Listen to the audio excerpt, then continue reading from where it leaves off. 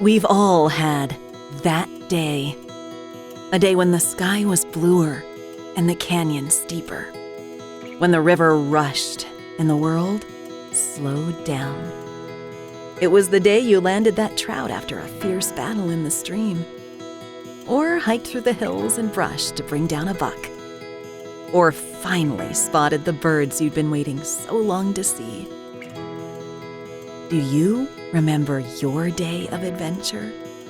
Do you remember who went with you? There's a good chance you came home from that trip with dirt under your fingernails and a grin on your face.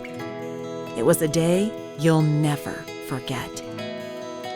At the Utah Division of Wildlife Resources, we're working to give you more of those memorable days.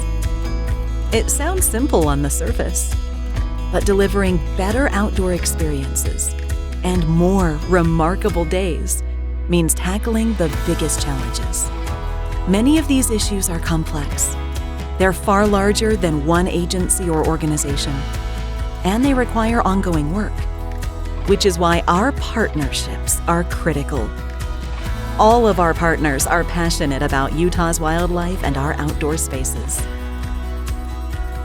If you went hunting, fishing, hiking, or camping in Utah this past year, the drought was inescapable. The potential for catastrophic wildfires was high, but Utahns were very careful. We had fewer large fires than our neighboring states and took extraordinary steps to conserve water.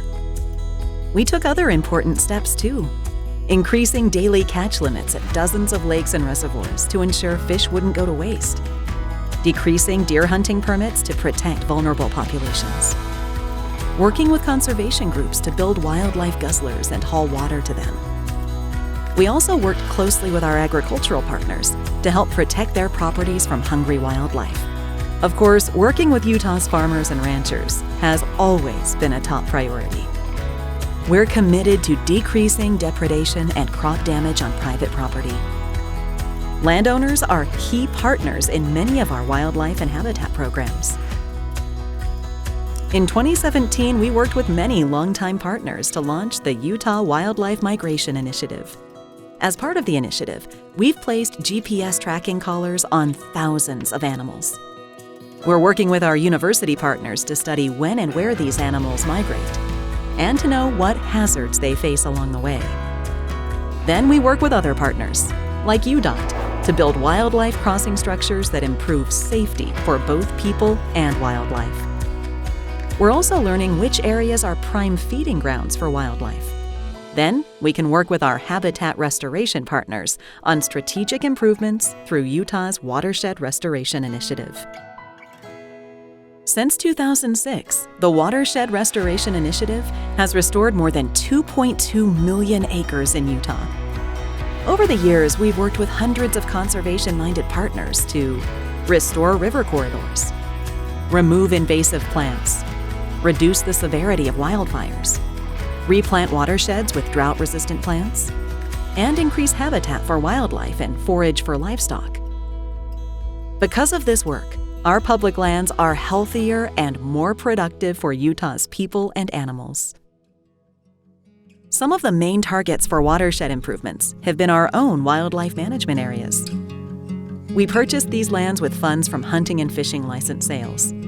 They are places that provide critical habitat for wildlife and great places for Utahns to hunt and fish. We protect these areas for the people we serve and the species we manage.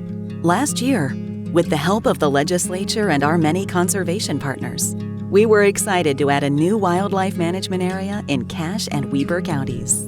At more than 8,100 acres, the new Cinnamon Creek WMA has a genetically pure population of cutthroat trout and is also home to deer, elk, moose, greater sage grouse, and sharp-tailed grouse.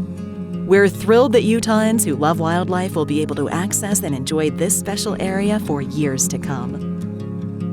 We also had other remarkable achievements in the past year. With funding help from the Utah legislature, we were able to deploy a decontamination dip tank outside Lake Powell. This first-of-its-kind tool has made it faster and easier to remove invasive quagga mussels from boats that visit the lake. We worked with multiple partners to inspect more than 315,000 boats and perform over 7,300 decontaminations during the 2021 boating season. Last year, we also saw the downlisting of 2 endangered fish species. Both the June sucker and the humpback chub moved from endangered to threatened under the Endangered Species Act. And another fish, the virgin spine dace, was determined to not need listing of any kind. To the hundreds of partners who make our work possible, we couldn't do it without you. Your passion and hard work are transformative, and you've improved the quality of life for all Utahns. If you're among Utah's hunters and anglers, you have our deepest thanks.